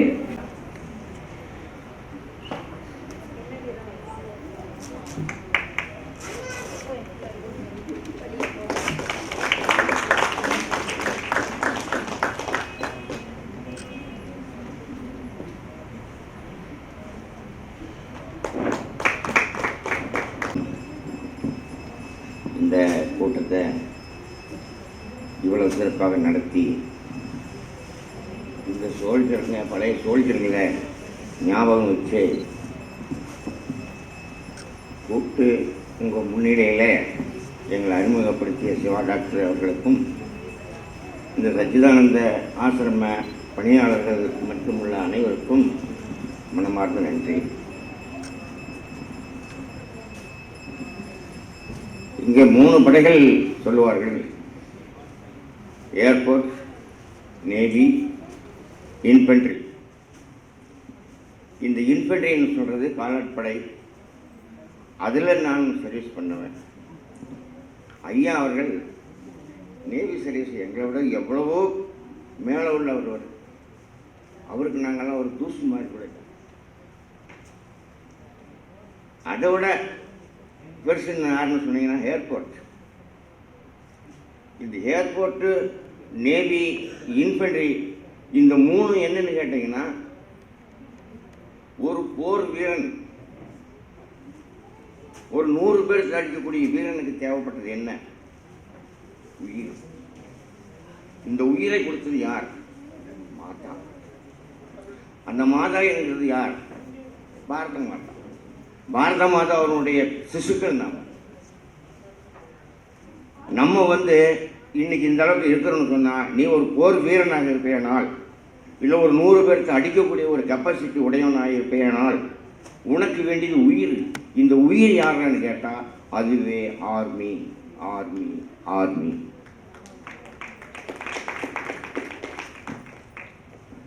இந்த 3 படைகளிலே முதல் குழந்தை ஏர்போர்ட், 2வது குழந்தை நேவி, 3வது குழந்தை இன்ஃபென்ட்ரி. இந்த இன்ஃபென்ட்ரியில் இருக்கிறவங்க மாத்திரம்தான் மலையிலையும், காட்டிலையும், பனியிலையும், கல்லிலையும், மேட்டிலையும் உளுந்து முதல்ல போகணும். அங்கே எங்களுக்கு பின்னால் தான் இவங்க வரணும். நாங்கள் தடம் போட்டு கொடுக்கணும். ஒரு லிவர் கிராஸ் பண்ணுறதுன்னா ரோடு போட்டு கொடுக்கணும். ஒரு இடத்துல இருந்து இன்னொரு இடத்துக்கு நான் இன்டிமேஷன் கொடுக்கணும், சிக்னல் கொடுக்கணும். Signal department. எங்களுடைய சிக்னல் மேலே இவங்க வரணும். இதில் முதல் அடி ஆடுறாங்க கேட்டிங்கனாக்க இன்ஃபென்ட்ரி. இன்ஃபென்ட்ரிக்காரருக்கு தான் அவ்வளோ கஷ்டம். மற்ற மிலிட்ரிக்காரர்களை விட அதிகமாக கஷ்டப்பட்டு, நாட்டுக்காக பாடுபட்டு, ரத்தம் சிந்தி இன்னைக்கு வரைக்கும் செத்துக்கிட்டு இருக்கிறவன் இன்ஃபென்ட்ரி. நேற்று கூட 2 பேர் பாடல்கள் செத்துருக்கான். இவ்வளோ கஷ்டப்பட்டு மழையிலையும், காட்டிலையும், தண்ணி இல்லாமல், சோறு இல்லாமல், வண்டி வராது, ட்ரக்கு வர முடியாது, நம்மளுக்கு ஆகாரம் எடுத்துக்கொண்டு தர முடியாது, டேப்லெட்டை வாயில் போட்டுக்கிட்டு 3 நாளைக்கு நீ இரு, 3 நாள் கழித்து சோறு வரும்னு சொல்லுவாங்க. அந்த மாதிரி கஷ்டப்பட்டவங்க இன்ஃபென்ட்ரியில் உள்ளவங்க. நாங்கள் ரிட்டையர்ட் ஆகி நாங்கள் உள்ளே வந்தபோது, தாய்நாட்டுக்கு வரும்போது, தாய்நாடு என்று சொல்லுகின்றோமே தவிர இந்த மிலிட்ரிக்காரனுக்கு எந்த விதமான ரெஸ்பெக்டும் கிடையாது. அவர் கேவலமாக ஒரு பைத்தியக்காரனை பார்க்குற மாதிரி பார்க்குறாங்க. அவன் எங்கே போனாலும் செக்யூரிட்டி தான் பண்ணுவான். அந்த செக்யூரிட்டி அவனை அங்கே எவ்வளவோ செத்து உங்களை காப்பாற்றிட்டு இருக்கிறவன் இன்றைக்கி தாய்நாட்டுக்கு நம்ம வீட்டுக்கு வந்து ரிட்டையர்டில் வந்துட்டோம், ஒரு இடத்துல வேலைக்கு போகலான்னு சொன்னால் அவனுக்கு கிடைக்கிற வேலை செக்யூரிட்டி வேலை. படிக்க தெரியாதவன் பணக்காரனாக இருப்பான், அவனுக்கு போய் நான் செலக்ட் பண்ணிவிட்டு அங்கே வாசப்படிட்டு நிற்கணும். அவன் உள்ளே இருந்து சொல்லுவான், அடே வழி அந்த செக்யூரிட்டி நிற்பான், அவனை போய் 3 டீ வாங்கிட்டு வர சொல்கிறாங்கிறான். இது எங்களை இன்சல்ட் பண்ணுற மாதிரி இருக்குது. நான் இந்த ஃபங்க்ஷன்லேயே கலந்துக்க மாட்டேன்னு டாக்டர் சிவா சார் அவருக்கு சொன்னேன். எனக்கு வேண்டாம், எனக்கு பழைய நினைவுகளை கொண்டு வராதிங்க, ரொம்ப வருத்தமாக இருக்குதுன்னு. அவர் கேட்கல. இல்லை நாங்கள் உங்களை கௌரவப்படுத்துகிறோம், நீங்கள் வந்தே ஆகணும்னு. நாங்கள் என்ன சார் கௌரவம்? எங்களுக்கு கவர்மெண்ட்லேயே எங்களுக்கு எந்த கௌரவமும் இல்லை. நாங்கள் வெளியில் வந்து எங்களுக்கு கௌரவம் இல்லை. ஆகவே இப்படியெல்லாம் பாடுபட்டு அந்த நிலையிலையும் கூட இந்த நாட்டுக்கும், இந்த நாட்டு மக்களுக்கும், இந்த நாட்டை சேர்ந்தவர்களுக்கும், நம்ம தாய் நாட்டுக்கும் எந்த நேரத்திலையும் அரசியல் மூலமாகவோ அல்லது எந்த ஒரு விதத்திலையும் பாரபட்சம் பார்க்காம, ஜாதிவாதம் பார்க்காம எல்லாரும் ஒரு தாய் மக்கள் சொல்லி எந்த நேரத்திலையும் யாருக்கும் எந்த தொந்தரவும் கொடுக்கக்கூடாதுன்னு சத்தியம் செஞ்சு நாங்கள்லாம் பதவி பிரமாணம் எடுத்துக்கிட்டோம். அதே மாதிரி இன்ன வரைக்கும் நடந்துகிட்டு இருக்கிறோம். எனக்கு வயசு 78. நான் யோகா பண்ணுறேன். என்னால் முடிஞ்சதை நம்ம சத்யானந்த ஆசிரமத்தின் மூலமாக மற்றவர்களுக்கு அந்த யோகாவை சொல்லிக் கொடுத்து நான் இம்ப்ரூவ் பண்ணிக்கிட்டு இருக்கேன். நான் வீட்டில் முடங்கி போய் கிடைக்கல. இவர் வாய்ப்பு கொடுத்து எங்களை பேச வச்சதுக்கு, எங்களே மனசில் ஒரு மனசனை நினைச்சு எங்களை தருவதற்கு மிகவும் நன்றி, மிகவும் நன்றி. நன்றி. என்னுடைய சிற்றுரையை முடித்துக் கொள்கிறேன். நமஸ்காரம். விமானப்படையிலிருந்து இன்னைக்கு ஒரு விருந்தினர் வந்திருக்கிறாரு, திரு ராமகிருஷ்ணன் அவர்கள்.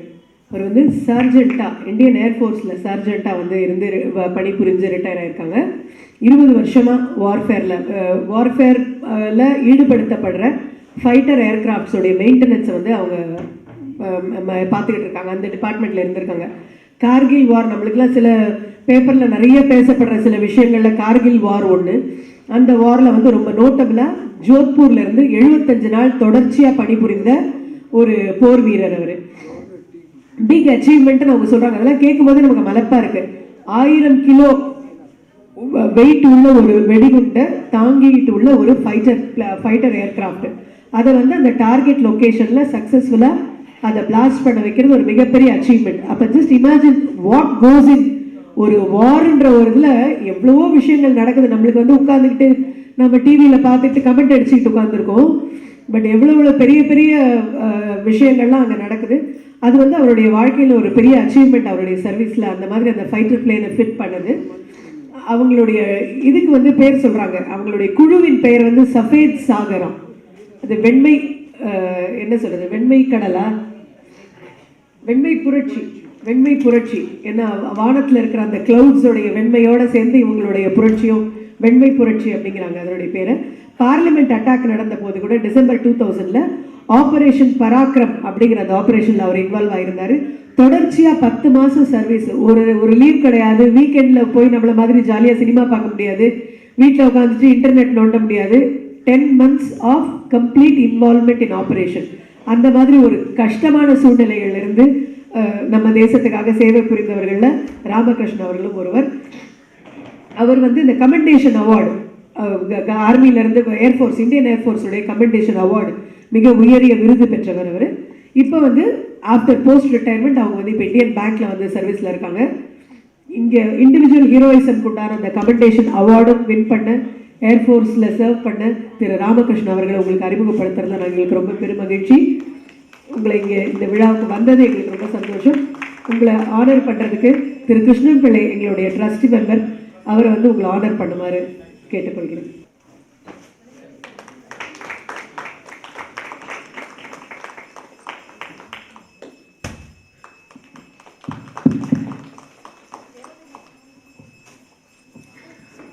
ராமகிருஷ்ணன் அவர்கள் அடுத்தால் போல் பேசுவார்கள்.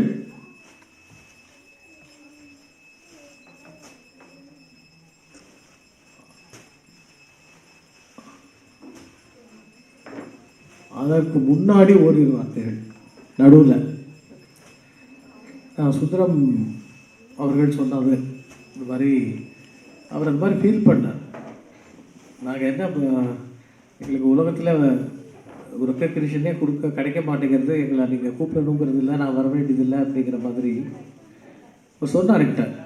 அப்போ தான் நான் சொன்னேன், உங்களுக்கு இல்லாத குவாலிஃபிகேஷன் யாருக்குமே இல்லை.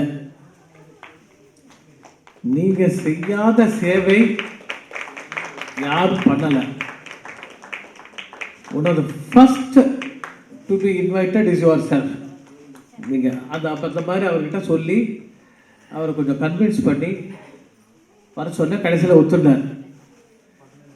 இது வந்து அவர் மிஸ்டேக் இல்லை. அவர் என்ன பார்த்துருக்கார் உலகத்தில் மக்களுடைய ஒரு ஆட்டிடியூட், அதை என்ன பார்த்துருக்கார் அப்படிங்கிறது தான் அவர் வந்து சொன்னார்.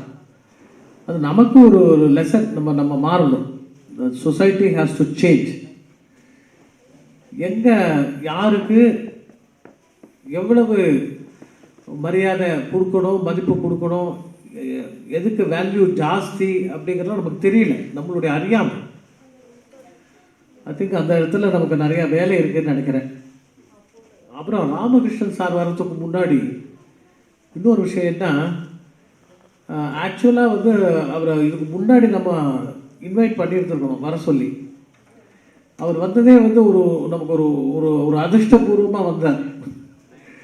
இங்கே முதல்ல நம்ம கூட வந்து பேசுகிறது அவங்க மனைவி வந்திருந்தாங்க, பத்மஜா. அவங்க வந்திருக்காங்க. அவங்க ரொம்ப நாளாக சர்வீஸ் பண்ணுறாங்க. அவங்களும் அவங்க பக்கத்தில் இருக்கிற அனுராதா 2 பேரும் உடன் பிறவாத சகோதரி ஊபிசா. அவங்க 2 பேரும் சேர்ந்து நிறைய நமக்கு சர்வீசஸ் பண்ணிகிட்டு இருக்காங்க. ஸோ அவங்க வந்தாங்க. முதல்ல யார் வர போகிறாங்க, யார் சர்வீஸ் பண்ண போகிறோம் சொன்னாங்க. ஸோ அவங்க வந்தோன்னே அவங்களோட ஸ்வீட் ஹார்ட்டும் வந்துட்டாங்க நமக்கு. ஸோ அந்த மாதிரி நமக்கு அது ஒரு நல்ல ஒரு லக்கு.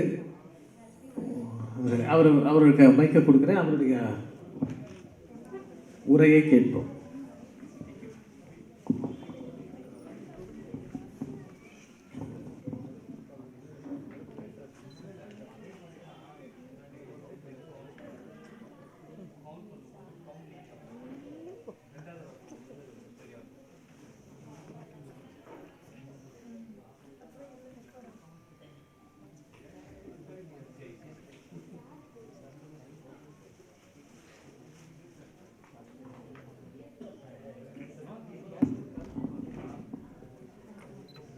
அனைவருக்கும் இனிய காலை வணக்கம். மதியமாகிவிட்டாலும் காலை வணக்கம்னு சொல்ல 12 மணி ஆயிடுச்சு. பிற்பகல் வணக்கம். 71வது குடியரசு தின விழாவை அருமையாக கொண்டாடி கொண்டிருக்கும் இந்த SGS ஆசிரமத்திற்கு என முதற்கண் வணக்கத்தை தெரிவித்துக் கொள்கிறேன். டாக்டர் சிவா சார் என்னை இந்த மேடைக்கு அழைச்சி முதல் முறையாக என்னை மேடையில் உட்காத்திருக்கீங்க. எனக்கு இது வரைக்கும் பழக்கமே கிடையாது, எங்கேயும் மேடையெல்லாம் பேசி பழக்கம் கிடையாது. ஸ்டேஜ் ஃபேமஸ் கூட இருக்கலாம். Thank you for that. என்னுடைய பக்கத்தில் பெரிய பிரிகேடியர் சார் உட்காந்துருக்காரு. சார் வந்து டோட்டல் மிலிட்ரியை பற்றி மிகவும் அருமையாக தெளிவாக அவங்க எல்லாருக்கும் சொல்லியிருக்காரு. ரொம்ப அழகாக சொல்லியிருக்காரு. அவருடைய எக்ஸ்பீரியன்ஸ் இஸ் வெரி கிரேட்ஃபுல். நான் வந்து என்னை பற்றி சொல்லணும்னா 1990 இந்தியன் ஏர்ஃபோர்ஸில் ஜாயின் பண்ணேன். இந்திய விமானப்படை நம்முடைய தாம்பரத்தில் தான் பேஸ் இருக்குது. தாம்பரத்தில் தான் நான் எக்ஸாம் எழுதினேன். அங்கே தான் செலக்ட் ஆனேன். அங்கேருந்து ஜாயின் பண்ணி 20 இயர்ஸ் சர்வ் பண்ணேன். ஃபஸ்ட்டு 2 வருஷம் டெக்னிக்கல் கேடரில் போனேன். நான் கமிஷன் கேடர் தான். 2 வருஷம் training in Tambaram. After that ஒரு ஃபைட்டர் ஸ்குவாடன் ஜாகுவார்ன்ற heavy bomber aircraft it is meant for. அதில் வந்து first posting to Ambala, Haryana ஸ்டேட்டில் இருக்குது, சண்டிகர் பக்கத்தில். அம்பாலாவில் வந்து 5 வருஷம் பணியாற்றினேன். அப்புறம் அங்கேருந்து ட்ரான்ஸ்ஃபர் டு உத்தரப்பிரதேஷ், கோரக்பூர்ன்ற இடம். அங்கேயும் 5 வருஷம் பணியாற்றினேன். இந்த கோரக்பூர் தான் எனக்கு வந்து ரொம்ப முக்கியமான ஒரு பேஸாக இருந்தது. ஈவந்தோ எங்களுடைய ஸ்டேஷன் வந்து கோரக்பூர்னு சொன்னால் கூட we were operating so many times from Rajasthan தான். ஜோத்பூரில் தான் மெயினாக எங்களுடைய பேஸ் இருக்கும். ஆப்ரேட்டிங் பேஸ் வந்து ஜோத்பூர். அதில் அந்த கார்கில் டைமில் வந்து 1999 ஏப்ரல் அப்போ வந்து நாங்கள் வந்து ஜோத்பூருக்கு போனோம். ஸோ கிட்டத்தட்ட ஒரே கெடுபிடி, பயங்கர டைட் ஒர்க். என்ன இருந்தாலும் சார் சொல்கிற மாதிரி தேசிய பற்றுன்றத எப்போதும் நம்ம மனசில் இருக்கும். நம்ம நாட்டுக்காக உழைக்கிறோம், நல்லா சிறப்பாக செய்யணும் அப்படின்ட்டு எப்போதுமே மனசில் இருக்கும். ஸோ டெய்லி ஏர்க்ராஃப்ட் போகும் வரும், என்ன சீக்ரெட் மிஷன்ஸ்லாம் இருக்கும், எல்லாம் படப்படன்னு வேலை பார்ப்போம். ராத்திரி வேலை பார்ப்போம், தூக்கம் கிடையாது, சாப்பாடு கிடையாது, அப்படியே வேலை பார்த்துட்டே இருப்போம். ஸோ அப்போ வந்து ஒரு நாள் திடீர்னு operation early morning 5 o'clock bomb. Generally we practice pilots வந்து ஏர்க்ராஃப்ட், வார்ஃபேர் ஏர்க்ராஃப்ட் தான், Jaguar aircraft. So we practice every day. Bomb எங்கே போய் ட்ராப் பண்ணோம் அந்த மாதிரிலாம் இருக்கும். So we are working in that field. அப்போ வந்து ஒரு 1000 kg பாம் ஃபிட் பண்ணாங்க. அந்த ஏர்க்ராஃப்ட் நம்பர் கூட எனக்கு என்ன ஞாபகம் இருக்குது, JS-171 அப்படின்னு aircraft number. Jaguar striker 171. Flight lieutenant Sadashiv Bhat, அவர் வந்து கர்நாடகாவை சேர்ந்தவர். அவர் வந்து அந்த ஏர்க்ராஃப்ட் எடுத்துகிட்டு போனார். 1000 kg பெல்லியில் ஃபிட் பண்ணுவோம். So that it will be balanced centrally. சைடில் விங்ஸ்லாம் இல்லாமல் அது வெரி ஹெவி பாம்புங்கிறதுனால அதை எடுத்துகிட்டு கேரி பண்ணிவிட்டு போனாங்க. அவர் எடுத்துகிட்டு போனார் அந்த ஏர்க்ராஃப்டை. ஒரு பாம்பர் போகுதுன்னா சைடில் வந்து 2 எஸ்காட் ஃபைட்டர் ஏர்க்ராஃப்ட் போகும், Mirage aircraft. It was escorted by 2 Mirage aircrafts to Kargil area.